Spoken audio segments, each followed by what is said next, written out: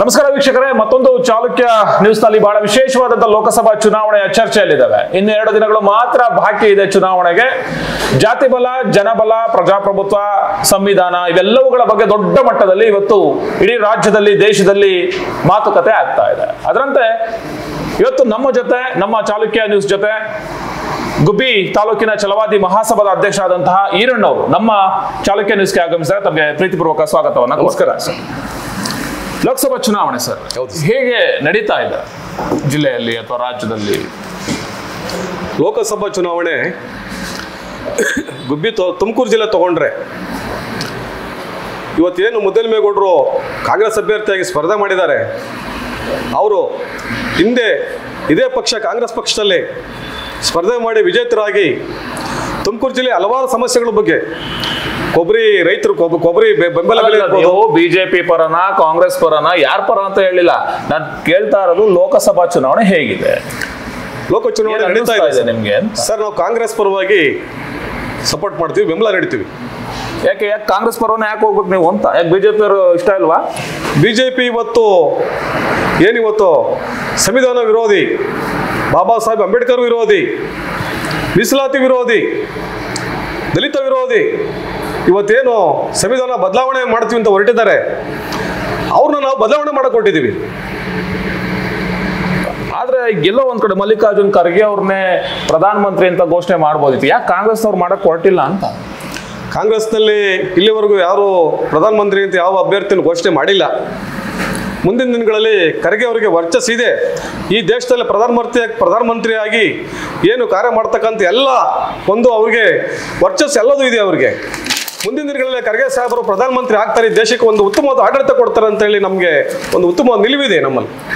ಜಿಲ್ಲೆಯಲ್ಲಿ ಬಹುತೇಕ ಪರಮೇಶ್ವರ್ ಅವರು ಗೃಹ ಸಚಿವರಾಗಿದ್ದಾರೆ, ಬೇರೆ ಬೇರೆ ಆಡಳಿತವನ್ನ ಮಾಡ್ತಾರೆ. ಇದುವರೆಗೂ ಕೂಡ ಮುಖ್ಯಮಂತ್ರಿ ಸ್ಥಾನಕ್ಕೆ ಅವ್ರ ಹೆಸರನ್ನು ಮಾತ್ರ ಘೋಷಣೆ ಮಾಡಕ್ ಹೊರಟಿಲ್ವಲ್ಲ ಕಾಂಗ್ರೆಸ್ನವರು ಅಂತ.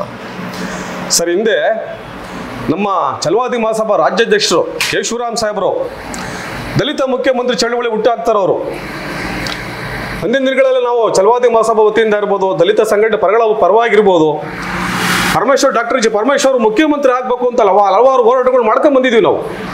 ಇವತ್ತು ಅದೇ ಹೋರಾಟ ಮುಂದುವರಿತಾ ಇದೆ. ಈ ರಾಜ್ಯಕ್ಕೆ ಡಾಕ್ಟರ್ ಜಿ ಪರಮೇಶ್ವರ್ CM ಆಗಲೇಬೇಕು, ಅವ್ರ ಆಡಳಿತದ ಅವಶ್ಯಕತೆ ಇದೆ ಅಂತ ನಾವು ಹೇಳಿಕ್ಕೆ ಬಯಸ್ತೀವಿ. ಇಲ್ಲ ಒಂದ್ ಕಡೆ ಸರ್, ಕಾಂಗ್ರೆಸ್ ಮತ್ತು ಬಿಜೆಪಿಯ ದೊಡ್ಡ ಮಟ್ಟದ ಹೋರಾಟ, JDS ಕೂಡ ಮೈತ್ರಿ ಆಗಿರುವಂತದ್ದು. ಈ ಸಂದರ್ಭದಲ್ಲಿ ಕಾಂಗ್ರೆಸ್ಗೆ ಏಟೇನಾದ್ರು ಆಗಬಹುದಾ ಅಂತ? ಏಟಾಗ ಸಂಭವ ಕಡಿಮೆ. ಇವತ್ತು ದೇಶದಲ್ಲಿ ಸಂಸತ್ಗೆ ಯಾರನ್ನ ಆಯ್ಕೆ ಮಾಡಬೇಕು ಅಂತ ಅಂತಕ್ಕಂಥದ್ದು ಪ್ರತಿ ಲೋಕಸಭಾ ಕ್ಷೇತ್ರದ ಮತದಾರರ ಮನಸ್ಸಲ್ಲಿ ಅಲೆ ಮೂಡು ಬಂದಿದೆ. ಇವತ್ತು ರಾಷ್ಟ್ರ ಮಟ್ಟದಲ್ಲಿ ಏನು 2 ರಾಷ್ಟ್ರೀಯ ಪಕ್ಷಗಳಿದ್ದಾವೆ, ಕಾಂಗ್ರೆಸ್ ಇರ್ಬೋದು, BJP ಇರ್ಬೋದು. ಅದರಲ್ಲೂ ಏನಿದೆ, ಇದು ಜನತಾದಳ ಏನಿದೆ, ಅದು ಪ್ರಾದೇಶಿಕ ಪಕ್ಷ, ಅದು ಅಷ್ಟು ಒಂದು ಫಲ ಕೊಡಲ್ಲ ಅಂತ ನಮ್ಮದೊಂದು ನಿರೀಕ್ಷೆ ಇದೆ. ಮನುವಾದವನ್ನ ಬಿಜೆಪಿ ಸಾಕಷ್ಟು ಹೇಳ್ತಾ ಇರುವಂತದ್ದು, ಅದನ್ನ ದಲಿತ ಸಮುದಾಯಗಳು ವಿರೋಧವನ್ನ ಮಾಡ್ತಾನೆ ಬರ್ತಾ ಇದ್ದಾವೆ. ಇವತ್ತು ಮುಂದೆ ವಿರೋಧ ಮಾಡ್ತಾ ಇದೀವಿ, ಮುಂದೆನೂ ಹೋರಾಟ ಮಾಡ್ತೀವಿ ಸರ್. ಅದ್ರ ಬಗ್ಗೆ ಮನು ಸಂವಿಧಾನ ಏನಿದೆ, ಇವತ್ತು ಹಿಂದೆ ಇದ್ರು ಒಬ್ರು ಗಂಡ ಸತ್ತೋದ್ರೆ ಹೆಂಡತಿ ಗಂಡನ ಜೊತೆಲಿ ಆರ್ಬೇಕಿತ್ತು. ಹೆಣ್ಣು ಮಕ್ಕಳಿಗೆ ಮನು ಸಂವಿಧಾನದಲ್ಲಿ ಮತದಾನದ ಹಕ್ಕಿರಲಿಲ್ಲ, ದಲಿತರಿಗೆ ದೇವಸ್ಥಾನ ಪ್ರವೇಶದ ಹಕ್ಕಿರಲಿಲ್ಲ. ಇಂಥ ನೂರಾರು ಉದಾಹರಣೆಗಳಿದಾವೆ. ಅದಕ್ಕೆ ನಾವು ಮನು ಸಂವಿಧಾನಕ್ಕೆ ನಾವು ಅವಕಾಶ ಕೊಡಲ್ಲ. ಅದೇನು ಇವತ್ತಲ್ಲ, ಮುಂದೆ ಏನು ಬಾಬಾ ಸಾಹೇಬ್ ಅಂಬೇಡ್ಕರ್ ಕೊಟ್ಟಿರ್ತಕ್ಕಂಥ ಸಂವಿಧಾನನೇ ನಮಗೆ ಬೇಕು, ಅದನ್ನು ಉಳಿಸ್ಕೊಳ್ಳಲಿಕ್ಕೆ ನಾವು ಪ್ರಯತ್ನ ಪಡ್ತೀವಿ. ಸಂವಿಧಾನದ ಬದಲಾವಣೆ ಬಹಳ ದೊಡ್ಡ ಇಶ್ಯೂ ಇವತ್ತು. ಇಡೀ ಚುನಾವಣೆಯಲ್ಲಿ ಸಂವಿಧಾನದ ಬದಲಾವಣೆಯ ಮಾತೆ ನಡೀತಾ ಇದೆ. ಅದು ಬದಲಾವಣೆ ಆಗತ್ತೆ ಅಂತ ಅನ್ಸ್ತತ್ತ ಅಥವಾ ಮಾಡಕ್ ಹೊರಟಿದಾರ ಅಂತ? ಏನು ಕೋಮುವಾದಿ BJP ಪಕ್ಷದವರು ಉದ್ದೇಶನೇ ಅದು, ಸಂವಿಧಾನ ಬದಲಾವಣೆ ಮಾಡಬೇಕು, ಮತ್ತೆ ಮನು ಸಂವಿಧಾನ ಜಾರಿ ತರಲೇಬೇಕು ಅಂತೇಳಿ ಅವ್ರದ್ದು ಮನಸ್ಸಲ್ಲಿ ಇದೆ. ಆ ಪಕ್ಷದ ಸಿದ್ಧಾಂತನೇ ಅದು. ಅದಕ್ಕೋಸ್ಕರ ನಾವು ಒಂದು ಪಕ್ಷಕ್ಕೆ ಒಂದು ಕಡೆಗಣಿಸ್ತಾ ಮಾಡ್ತಾ ಇದ್ದೀವಿ. ನೆಕ್ಸ್ಟ್ ಯಾವುದೇ ಕಾರಣಕ್ಕೂ ನಾವು ಭಾರತದ ಸಂವಿಧಾನ ಏನಿದೆ, ಇವತ್ತು ವಿಶ್ವದಲ್ಲಿ ಅತ್ಯುತ್ತಮ ಸಂವಿಧಾನ, ಅಂತಾರಾಷ್ಟ್ರೀಯ ಮಟ್ಟದಲ್ಲಿ ಅಂಬೇಡ್ಕರ್ ಸಾಹೇಬ್ರ ಗೌರವ ಸಿಗ್ತಿದೆ. ಪ್ರತಿ ನಿಮಿಷಕ್ಕೂ ಇವತ್ತು ಅಂಬೇಡ್ಕರ್ ಸಾಹೇಬ್ರ ಗೌರವ ಹೆಚ್ಚುತ್ತಾ ಇದೆ. ಹಾಗಾಗಿ ಇವತ್ತು ಕೆಲವು ದೇಶಗಳು, ಹೊರ ದೇಶಗಳು ತಗೊಂಡ್ರೆ ಸಂವಿಧಾನ ಜಾರಿಗೆ ಬಂದ 5, 10, 15 ವರ್ಷ ಸಂವಿಧಾನ ಅಶಿಶವಾಗಿದ್ದಾವೆ.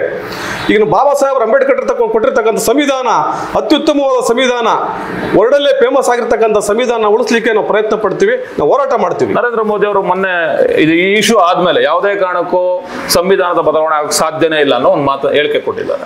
ಅಲ್ಲಿ ಒಂದು ಪಾಯಿಂಟ್ ಕೇಳಿದ್ದಾರೆ, ತಾವು ಅದನ್ನ ಹೇಳ್ತಾ ಇಲ್ಲ. ಅಂಬೇಡ್ಕರ್ ಬಂದ್ರು ಎದ್ರು ನಾನು ಹೇಳಿದ್ರು ಸಂವಿಧಾನ ಬದಲಾವಣೆ ಮಾಡಿ ಅಂತ ಹೇಳಿದ್ದಾರೆ. ಅದು ಹೇಳ್ತಕ್ಕಂಥ ಮಾಡೋ ಬಾಬಾ ಸಾಹೇಬ್ ಅಂಬೇಡ್ಕರ್ಗೆ ಅವಮಾನ ಮಾಡಿರ್ತಕ್ಕಂಥ ಮಾತು. ಬಾಬಾ ಸಾಹೇಬ್ರು ಹಿಂದೆ ಡೆತ್ ಆಗಿದ್ದಾರೆ, ಅದು ಎಲ್ಲ ಪ್ರಪಂಚಕ್ಕೆ ಗೊತ್ತಿರ್ತಕ್ಕಂಥ ವಿಷಯ. ಬಾಬಾ ಸಾಹೇಬ್ರು ಎದ್ದು ಬಂದು ಸಂವಿಧಾನ ಬದಲಾವಣೆ ಮಾಡಿ ಅಂತ ಹೇಳ್ತೀನಿ, ಅದು ಮಾಡಲ್ಲ ಅಂತ ಹೇಳಿದ್ರಲ್ಲ, ಅದು ಬಾಬಾ ಸಾಹೇಬರಿಗೆ ಒಂದು ಅಗೌರವ ಸೂಚಕವಾದ ಪದ. ಅದನ್ನು ದಯವಿಟ್ಟು ಬಳಸಬಾರ್ದು, ಅದನ್ನ ವಾಪಸ್ ತಗೋಬೇಕು ಮಾತು. ಅದು ಇವತ್ತು ಚುನಾವಣೆ ಸಂದರ್ಭದಲ್ಲಿ ಬಿಜೆಪಿನವರು ಯಾವ ರೀತಿ ಬೇಕಾದ್ರೂ ಸ್ಟೇಟ್ಮೆಂಟ್ ಕೂಡ ಸಿದ್ಧರಿದ್ದಾರೆ. ಸಂವಿಧಾನ ಶಿಲ್ಪಿ ಡಾಕ್ಟರ್ BR ಅಂಬೇಡ್ಕರ್ ಅವರನ್ನ ಸೋಲ್ಸಿದ್ರು ಕಾಂಗ್ರೆಸ್ನವರು ಅನ್ನೋ ಒಂದು ಮಾತು ಇವತ್ತಿಗೂ ಕೂಡ ಉಳ್ಕೊಂಡಿರುವಂಥದ್ದು. ಸರ್, ಸಂವಿಧಾನದಲ್ಲಿ ಆನ್ ಡೆಮೋಕ್ರಸಿ ಪ್ರಜಾಪ್ರಭುತ್ವ ವ್ಯವಸ್ಥೆಯಲ್ಲಿ ಏನು ಅರ್ಹತೆ ಇದ್ರೆ ಶಾಸಕ ಸ್ಥಾನಕ್ಕೆ ಇರ್ಬೋದು, ಸಂಸದ ಸ್ಥಾನಕ್ಕೆ ಪ್ರವೇಶ ಮಾಡಲಿಕ್ಕೆ ಅದಕ್ಕೆ ಅವಕಾಶ ಇದೆ. ಅದರಲ್ಲಿ ಬಾಬಾ ಸಾಹೇಬ್ ಅಂಬೇಡ್ಕರ್ ವಿರುದ್ಧದಲ್ಲಿ ಬೇರೆ ಯಾರೋ ಸ್ಪರ್ಧೆ ಮಾಡಿದ್ರು. ಸ್ಪರ್ಧೆ ಮಾಡಿದಾಗ ಏನು ಅವ್ರಿಗೊಂದು ಹೆಚ್ಚಿನ ಬೆಂಬಲ ಸಿಕ್ತು, ಅದು ಆಯ್ಕೆ ಆಯಿತು.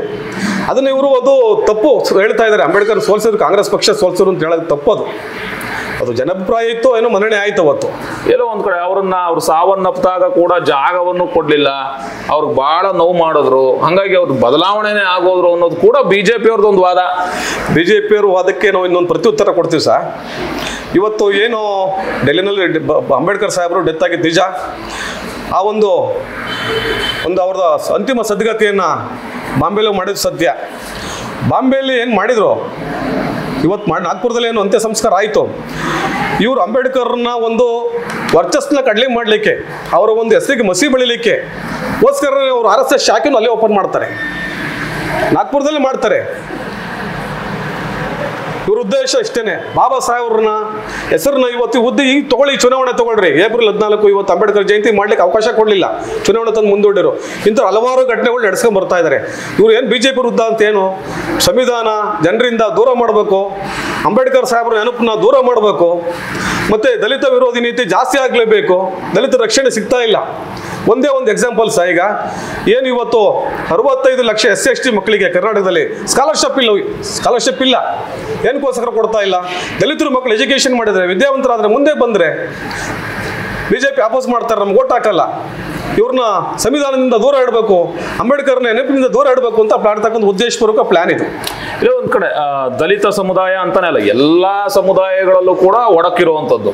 ದಲಿತ ಸಮುದಾಯದಲ್ಲೂ ಕೂಡ ಎಡ ಅಥವಾ ಬಲ, ಈ ಸಮುದಾಯಗಳು ಕೂಡ ಇರುವಂತದ್ದು. ಇದ್ರ ಬಗ್ಗೆ ಏನ್ ಅನ್ಸುತ್ತೆ ಸರ್? SC-ನಲ್ಲಿ 101 ಕ್ಯಾಸ್ಟ್ ಇದೆ. ಆದರೂ ಈ ಒಂದು ಚುನಾವಣೆ ತಗೊಂಡಾಗ ದಲಿತ ಪರ ಸಂಘಟನೆಗಳಿರ್ಬೋದು, ದಲಿತರು ಎಲ್ಲರೂ ಆಗಿರ್ಬೋದು, ಸುಮಾರು 90% ಕಾಂಗ್ರೆಸ್ ಪಕ್ಷಕ್ಕೆ ಸಪೋರ್ಟ್ ಕೊಡ್ತೀವಿ. ಉದ್ದೇಶ ಒಂದೇ, ಸಂವಿಧಾನ ರಕ್ಷಣೆಗೋಸ್ಕರ, ಸಂವಿಧಾನ ಉಳಿವಿಗೋಸ್ಕರ ನಾವು ಕಾಂಗ್ರೆಸ್ ಪಕ್ಷಕ್ಕೆ ಸಪೋರ್ಟ್ ಮಾಡ್ತಾರೆ. ಏನ್ ಕಾಂಗ್ರೆಸ್ ಗೆಲ್ಲಬೇಕು ಅಂತ ತಮ್ಮ ಸಮುದಾಯ ಏನೆಲ್ಲ ಕಾಣಿಕೆ ಕೊಡ್ತಾ ಇದೆ ಅಂತ? ಇವತ್ತು ಸರ್, ಗುಬ್ಬಿ ತಾಲೂಕಿನಲ್ಲಿ ನಮ್ಮ ಛಲವಾದಿ ಜನಾಂಗದ ಬಂಧುಗಳು 15,000 ಜನ ಮತದಾರರಿದ್ದಾರೆ. 15,000 ಜನ ಮತದಾರರಲ್ಲಿ 99% ನಾವು ಕಾಂಗ್ರೆಸ್ಗೆ ನಾವು ಬೆಂಬಲ ನೀಡ್ತೀವಿ, ಕಾಂಗ್ರೆಸ್ಸನ್ನು ಗೆಲ್ಲಿಸ್ತೀವಿ. ಇವತ್ತೇನು ಸೋಲಿಲ್ಲದ ಸರದಾರರು ನಮ್ಮ SR ಶ್ರೀನಿವಾಸರವರ ಸಾರಥ್ಯದಲ್ಲಿ ಗುಬ್ಬಿ ತಾಲೂಕಿನಲ್ಲಿ ಏನು ಇವತ್ತು ಕಾಂಗ್ರೆಸ್ ಚುನಾವಣೆ ನಡೀತಾ ಇದೆ, ಅದಕ್ಕೆ ಅವ್ರು ಕೀರ್ತಿ ತರ್ತೀವಿ. ಹೆಚ್ಚಿನ ಸಂಖ್ಯೆಯಲ್ಲಿ ನಾವು ಗುಬ್ಬಿ ತಾಲೂಕಲ್ಲಿ ಬಹುಮತ ಕೊಟ್ಟು ಮುದ್ದನ್ಮೆ ಕೊಟ್ಟು ಗೆಲುವು ನಾವು ಭಾಗವಹಿಸ್ತೀವಿ ಅಂತ ಹೇಳ್ತೀವಿ. ಇಲ್ಲ ಒಂದ್ ಕಡೆ SR ಶ್ರೀನಿವಾಸ್ ಅವರು ತಮ್ಮ ಪರವಾಗಿದ್ದಾರೆ ಅಂತ ಅನ್ಸುತ್ತಾ? ಇದ್ದಾರೆ ಸರ್, ಇದ್ದಾರೆ. ಇವತ್ತು ಅವರು ಮಹಿಳೆಯರ ಪರ ಇರ್ಬೋದು, ದಲಿತರ ಪರ ಇರ್ಬೋದು. ಇಲ್ಲಿವರೆಗೂ ಗುಬ್ಬಿ ಕ್ಷೇತ್ರದ ಹಲವಾರು ಜನ ಶಾಸಕರಾಗಿ ಹೋಗಿರ್ಬೋದು. ಆದರೆ ಇವತ್ತು ದಲಿತರನ್ನ ಮುಡ್ತಕ್ಕಂಥ ಶಾಸಕರು ಯಾರೂ ಇರಲಿಲ್ಲ. ದಲಿತರು ಹೆಗಲ ಮೇಲೆ ಕೈ ಹಾಕೊಂಡು ಓಡಾಡ್ತಕ್ಕಂಥ ಶಾಸಕರು, ದಲಿತರು ಮನವೊಲಿಸಿ ಸೇರ್ತಕ್ಕಂಥ ಶಾಸಕರು, ದಲಿತರ ಬಗ್ಗೆ ಕಾಳಜಿ ಇರ್ತಕ್ಕಂಥ ಶಾಸಕರು ಈ ಥರ ಯಾರೂ ಇರಲಿಲ್ಲ. SR ಶ್ರೀನಿವಾಸ ಅವರು ಒಬ್ಬರೇ ಅಂತ ಹೇಳ್ಬೋದು. ಸೊ ಎಲ್ಲ ಒಂದ್ ಕಡೆ ಇವತ್ತು ಒಕ್ಕಲಿಗ ಸಮುದಾಯ, ಲಿಂಗಾಯತ ಸಮುದಾಯ ಎರಡೂ ಒಂದಾಗ್ತಾ ಇದಾವೆ. ಯಾಕಂದ್ರೆ JDS ಮತ್ತು ಬಿಜೆಪಿ ಎರಡೂ ಒಂದಾಗಿರೋದ್ರಿಂದ ಆ ಸಮುದಾಯಗಳು ಒಟ್ಟಾಗ್ತವೆ. ಬೇರೆ ಸಮುದಾಯಗಳು ಹೆಂಗೆ ಅಂತ ಸರ್, ಇವತ್ತು ಜಾತ್ಯತೀತವಾಗಿ ತಗೊಂಡ್ರೆ ಮುಸ್ಲಿಮ್ಸ್ ಇರ್ಬೋದು, ದಲಿತರಿರ್ಬೋದು, ಕುರುಬರು ಇರ್ಬೋದು, ಎಲ್ಲ ಒಂದು ಸಾರ್ ಬರ್ತಾ ಇದೆ. ಆದರೂ ಒಕ್ಕಲಿಗರು ಎಲ್ಲ ಒಂದು ಸೈಡ್ ಹೋಗ್ತಾ ಇಲ್ಲ, ಲಿಂಗಾಯಟ್ಸು ಒಂದು ಸೈಡ್ ಹೋಗ್ತಾ ಇಲ್ಲ. ಏನು ವಾಸಣ್ಣ ವರ್ಚಸ್ ಏನಿದೆ ಅಂತಂದ್ರೆ, ಹಿಂದೆ ರಾಮೇಗೌಡರು ಸುಮಾರು ವರ್ಷಗಳ ಕಾಲ ಗುಬ್ಬಿ ಕ್ಷೇತ್ರದಲ್ಲಿ ಕಾಂಗ್ರೆಸ್ ಅಧ್ಯಕ್ಷರಾಗಿ ಕೆಲಸ ಮಾಡಿ, ನೆಕ್ಸ್ಟ್ ಅನಂತರ ವಾಸಣ್ಣವರು CS ಪುರ ಕ್ಷೇತ್ರದಿಂದ ZP ಮೆಂಬರ್ ಆಗಿ ಪ್ರವೇಶ ಮಾಡಿ ಆಯ್ಕೆಯಾಗಿ, ಮತ್ತು ಈಗ 5 ಸಾರಿ ವಾಸಣ್ಣವರು ಗುಬ್ಬಿ ಕ್ಷೇತ್ರದ ಆಯ್ಕೆಯಾಗಿ ಬರಬೇಕು ಅಂದರೆ ಅವರು ಅಭಿವೃದ್ಧಿ, ಅವರಲ್ಲಿ ಜನರಲ್ಲಿ ಇರ್ತಕ್ಕಂಥ ಪ್ರೀತಿ ವಿಶ್ವಾಸ ಏನಿದೆ ಅದು ಮುಂದುವರ್ಕೊಂಡು ಹೋಗುತ್ತೆ. ನಿಮ್ಮ ಮುಂದಿನ ಈ ಸಂಘ ಹೇಗೆಲ್ಲ ಹೋಗ್ಬೇಕು ಅಂತ ನಿಮ್ಮಲ್ಲಿ ಒಗ್ಗಟ್ಟಾಗಿ ಹೋಗುವಂತ ಸ್ಥಿತಿ ಇದೆಯಾ ಅಂತ? ನೀವು ಒಬ್ಬರು ಅಧ್ಯಕ್ಷರಾಗಿ ಸಂಘ ಕಟ್ಟೋದು ಈಸಿ, ಆದ್ರೆ ಸಂಘವನ್ನು ಉಳಿಸ್ಕೊಂಡು ಹೋಗೋದು ತುಂಬಾ ಕಷ್ಟ ಇದೆ ಇವತ್ತಿನ ಕಾಲದಲ್ಲಿ. ಹೌದು. ಏನ್ ಅನ್ನಿಸ್ತಾ ಇದೆ ಈ ಸಂಘಗಳ ಬಗ್ಗೆ? ಸರ್, ಈಗ ಗುಬ್ಬಿ ತಾಲೂಕಿನಲ್ಲಿ ನಮ್ಮ ಒಂದು ಜನಸಂಖ್ಯೆ 101 ಗ್ರಾಮಗಳಲ್ಲಿ ವಾಸ್ತವ ಇದ್ದಾರೆ. ಸುಮಾರು 15,000 ಜನ ಮತದಾರರಿದ್ದಾರೆ. 18ರಿಂದ 19,000 ಜನ ಪಾಪ್ಯುಲೇಷನ್ ಇದೆ. ಆದರೂ ನಮ್ಮೆಲ್ಲ ಉದ್ದೇಶ ಒಂದೇನೆ. ಬಾಬಾ ಸಾಹೇಬ್ ಅಂಬೇಡ್ಕರ್ ಹೆಸರಿನಲ್ಲಿ ಏನು ಶಿಕ್ಷಣ ಸಂಘಟನೆ ಹೋರಾಟ ಕೊಟ್ಟಿದ್ದಾರೋ ಆ ಒಂದು ನಿಟ್ಟಲ್ಲಿ ನಾವು ಸಂಘಟನೆ ಒಂದು ಎಳ್ಕೊಂಡು ಹೋಗೋದು ನಮ್ಮ ಉದ್ದೇಶ. ಇಡೀ ರಾಜ್ಯದಲ್ಲಿ ದಲಿತ ಸಮುದಾಯ ಈ ಬಾರಿ ಕಾಂಗ್ರೆಸ್ಗೆ ಹೋಗುತ್ತೆ ಅಂತ ಅನ್ಸುತ್ತೆ ತಮಗೆ? ಹೌದು ಸರ್, ಹೌದು ಸರ್. ಇಡೀ ರಾಜ್ಯದಲ್ಲೇನೆ ದಲಿತ ಸಮುದಾಯ ಕಾಂಗ್ರೆಸ್ ಪರವಾಗಿದೆ. ಹೋಗೇ ಹೋಗ್ತಾರೆ. ಅಲ್ಲ, ಎಲ್ಲೋ ಒಂದ್ ಕಡೆ ತುಮಕೂರು ಜಿಲ್ಲೆ ನೋಡ್ತಾ ಹೋದ್ರೆ ಹಣ ಬಲ ಮತ್ತು ಜನಬಲ ಅಂತ ಒಂದು ಮಾತು ಕೇಳ್ತಾ ಇದೆ. ಹಣಕ್ಕೆ ಏನಾದ್ರೂ ಬಲಿ ಆಗುವಂಥದ್ದು ಅಥವಾ ಬೇರೆ ಏನಾದ್ರೂ ಆಮಿಷಗಳಿಗೆ ಒಳಗಾಗುವಂಥದ್ದು ಆ ತರದೆಲ್ಲ ಆಗ್ಬೋದು ಸರ್? ನಮ್ಮ ಛಲವಾದಿ ಜನಾಂಗ ಸ್ವಾಭಿಮಾನಕ್ಕೆ ಮತ್ತೊಂದು ಹೆಸರೇ ಛಲವಾದಿ ಜನಾಂಗ.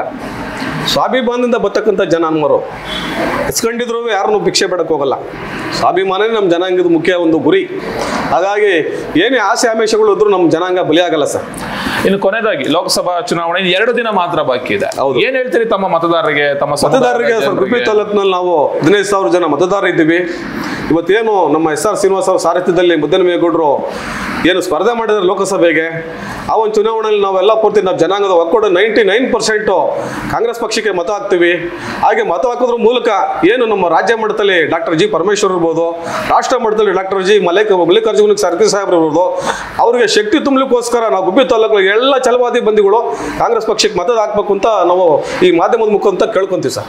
ಸೊ ಇದುವರೆಗೂ ನಮ್ಮ ಜೊತೆ ನಮ್ಮ ಚಾಲುಕ್ಯ ನ್ಯೂಸ್ನ ಸ್ಟುಡಿಯೋಗೆ ಬಂದು ಛಲವಾದಿ ಮಹಾಸಭಾದ ಅಧ್ಯಕ್ಷರು ಈರಣ್ಣವರು ಮಾತನಾಡಿದ್ದಾರೆ. ನಾವು ಕಂಪ್ಲೀಟ್ ಆಗಿ ಈ ಬಾರಿ ಕಾಂಗ್ರೆಸ್ ಪಕ್ಷಕ್ಕೆ ಅದರಲ್ಲೂ ಮುದ್ದಹನುಮೇಗೌಡರನ್ನ ಗೆಲ್ಲಿಸೋದಕ್ಕೆ ಇಡೀ ನಮ್ಮ ಸಮುದಾಯ ಒಂದಾಗಿದೆ ಎನ್ನುವ ಮಾತುಗಳನ್ನ ಹೇಳಿದ್ದಾರೆ. ಅವರ ಮನದಾಳದ ಮಾತುಗಳನ್ನ ಕೂಡ ಹಂಚಿಕೊಂಡಿದ್ದಾರೆ. ನಮ್ಮ ಚಾಲುಕ್ಯ ನ್ಯೂಸ್ಗೆ ಆಗಮಿಸಿ ಚಾಲುಕ್ಯ ನ್ಯೂಸ್ ಜೊತೆ ಮಾತಾಡಿದರೆ ಅವರಿಗೆ ತುಂಬ ಹೃದಯದ ಧನ್ಯವಾದಗಳು. ನಮಸ್ಕಾರ.